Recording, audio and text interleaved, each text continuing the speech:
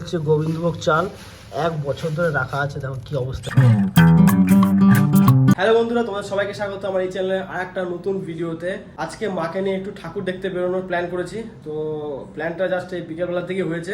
আর মাকে নিয়ে যাচ্ছি কারণ মা কখনোই কোথাও যায় না দুর্গাপুজো বলে। এবার দুর্গাপুজোতে শুধু একদিন ঘুরতে বেরিয়েছে, যেখানে আমরা প্রতিদিন গেছি। তো মা যায় না, বাবাও যায় না সেরকম একটা। তো ভাবছি যে আজকে একটু মাকে যাই, নিয়ে একটু প্রোগ্রাম দেখে নিয়ে আসি। কারণ আমাদের এখানে তো প্রোগ্রাম শুরু হতে সেই 9:30 বেজে যায়, আর এখন তো 7:10ই বাজে।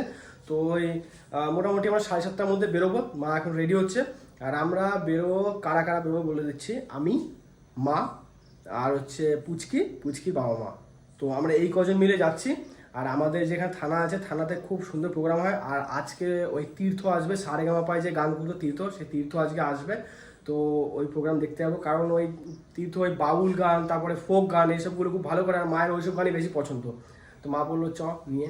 আর প্রথমে যেতে চাইছিল না, আমি জোর করছি যাওয়ার জন্য, তখন বলছে ঠিক আছে চ ঘুরে আসি। তো ওখানে নিয়ে যাবো। আর তার পাশাপাশি থানার পাশে আরও দুটো পুজো মানে মণ্ডপ আছে, ওখানে খুব সুন্দর সুন্দর প্যান্ডেল করে। আর এক জায়গাতে কিন্তু ঠাকুরটা কিন্তু মানে সামনে থেকে দেখছি না, মনে হচ্ছে জ্যান্ত বসে আছে, মানে এতটা রিয়েল লাগছে। তো ওই ঠাকুরটা কিন্তু তোমাদেরকে আমি অবশ্যই দেখাবো। চলো এই ভিডিওটা এখান থেকে শুরু করলাম। তোমরা চ্যানেলে যারা নতুন আছো অবশ্যই আমার চ্যানেলটাকে সাবস্ক্রাইব করে নিও। চলো এখন মায়ের জন্য ওয়েট করি, দেখি মা কতক্ষণে রেডি হয়। ঠিক হয়েছে এই প্যান্টটা, এই জামাটা আগে গেছে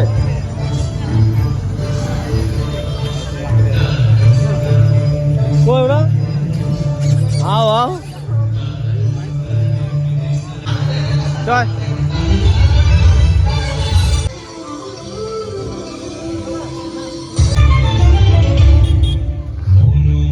এই চলো এই চলো।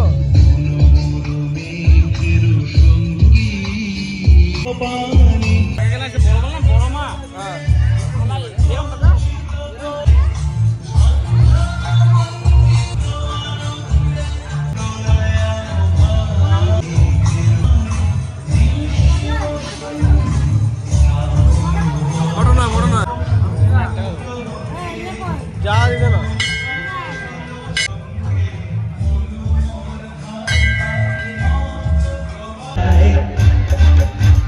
दिल धड़काए सीटी बजाए बीच सड़क पे नखरे दिखाए ये ना करके इशारा ओ लड़की ओ लड़की ओ लड़की हमारे आँख मारे आ लड़की आँख मारे आँख मारे आ लड़की तेरे तेरा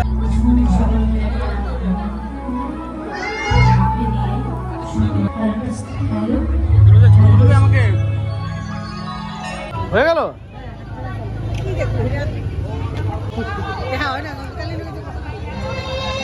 চলো এইদিকে একটা আছে, এদিকে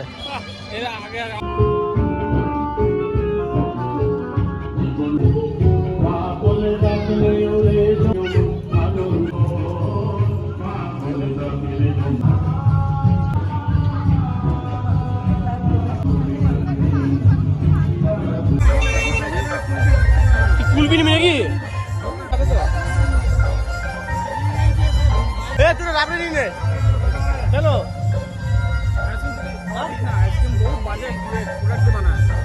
রোলাকে ভালো খান না,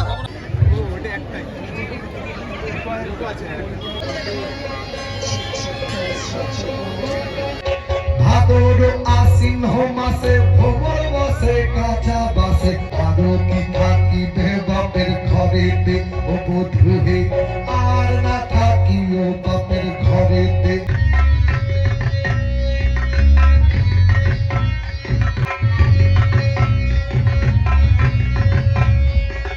হলুদ পাতা হলো বাসি পিড়িতে হলো গলার ফাঁসি আর না থাকিও বাপের ঘরেতে বাসি কই। গুড মর্নিং সবাইকে। কালকে রাত্রেবেলাতে মা ওদেরকে ঠাকুর দেখিয়ে নিয়ে আসার পর আমাদের পাড়ার প্রোগ্রামটা দেখে মা ওদেরকে তাড়াতাড়ি ঘরে নিয়ে চলে এসেছিলাম। আর আমরা আবার গেছি, নিয়ে আমরা প্রায় 12টা 12:30 পর্যন্ত ছিলাম, নিয়ে ঘরে এসেছি।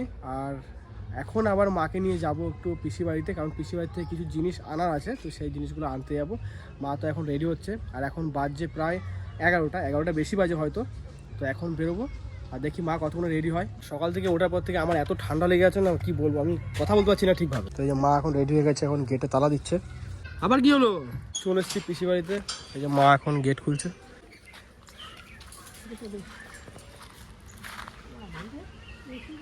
কয়েকদিন আগে পরিষ্কার করছি, তার মধ্যে দেখো আবার সেই ছোট ছোট গাছ উঠতে শুরু হয়ে গেছে এই যে পুরো জায়গাটাতে।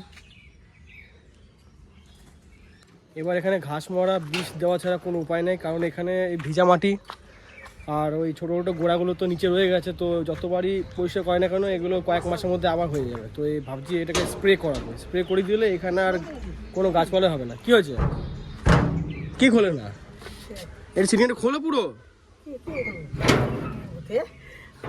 পাগল। ঢোকো ঢোকো।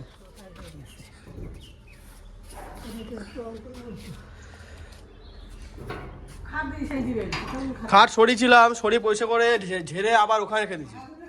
হ্যাঁ, এই যে ডাব্লু চেয়ার আছে, এই চেয়ারটা যদি হয় তবে এটা পাওয়া যাবে। কোনটা পারতে হবে, এইগুলো, এইটা দেখতে হবে, দেখতে হবে। হ্যাঁ, এইগুলো হচ্ছে গোবিন্দভোগ চাল, 1 বছর ধরে রাখা আছে। দেখো কি অবস্থা হয়ে গেছে, বাসা বাসা হয়ে গেছে। আর এই হচ্ছে এখন রেশনের আটা, যবের থেকে নিয়ে আসা হয়েছে তবের থেকে এগুলো খোলা হয় না, যেমনকার তেমন রেখে দিয়েছি। আর এইটা হচ্ছে গোবিন্দভোগ চাল। দেখো অবস্থাটা কি, পচে গেছে, কালো হয়ে গেছে, বাসা বাসা টাইপের হয়ে গেছে। তখন সাদা সাদা হয়ে গেছে, গন্ধ বেশ অনেক বাজে। এমনি করলেও পড়বে না, এটা শক্ত হয়ে গেছে পুরো। তো এই একটা কোটা আছে, এই কোটানোর মতো তাই একই জিনিস। পুরো 1 বছর ধরে এই সমস্ত জিনিসগুলো এইভাবেই রাখা আছে, কেউ হাতও দেয় না, কিছুই না। আমি নিজে রেখেছিলাম এগুলোকে।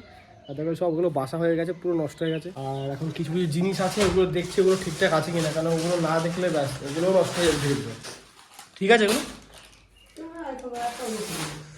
তো এই যে এই ট্রাঙ্কটা উপরে চাপানো ছিল, ওখান থেকে নামালাম, কারণ এগুলো তো সে 1 বছর ধরে রাখাই আছে। এগুলো খুলে যদি চেক না করি, ভেতরে উই পোকা ধরে যাওয়ার একটা চান্স আছে, বা পোকা কেটে দেওয়ার মতন।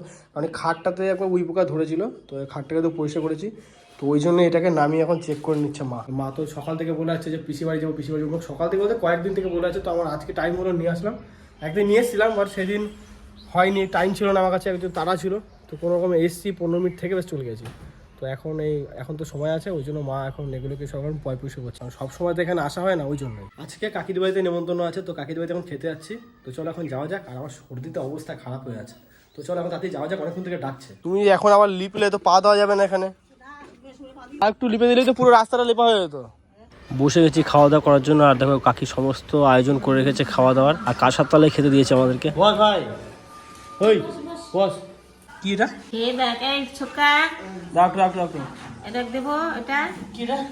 এটা লতি আছে। কচু বনে হেগে গেল কালো কুকুর না, সাদা কুকুরে নগেনের মা মারলো বাড়ি ঢেকির মুগুরে। এই গাই ওই আমার কাছে আয়, আমার কাছে। খাওয়া দাওয়া হয়ে গেছে, এখন যাচ্ছি ঘরে হাত দেওয়ার জন্য। এই যে এঁঠো ভাত এখনো, আমার ভাই খাওয়া হয়ে গেছে, ও তো আগে খেয়ে দিয়ে ঘরে চলে এসছে। তুমি খেয়ে নিছো? মা এই এখন মায়ের কাজ শেষ হলো, এখনো মনে হয় না শেষ। আজকে একটু বেশি খাওয়া দাওয়া হয়ে গেছে, ওই জন্য একটু রাস্তায় পাইচারি দিচ্ছি। তো চলো এই ভিডিওটা এখানে শেষ করছি। ভিডিওটা তোমাদের কেমন লেগেছে অবশ্যই আমার কমেন্ট করে জানাবে। যদি তোমাদের ভিডিওটা ভালো লেগে থাকে ভিডিওটাকে লাইক করবে, চ্যানেলে যারা নতুন আছে অবশ্যই চ্যানেলটাকে সাবস্ক্রাইব করে নিও। তো চলো তোমার সাথে দেখা হচ্ছে নেক্সট ভিডিওতে। তোমরা সুস্থ থেকো, ভালো থেকো। আর এখন মতন বাই।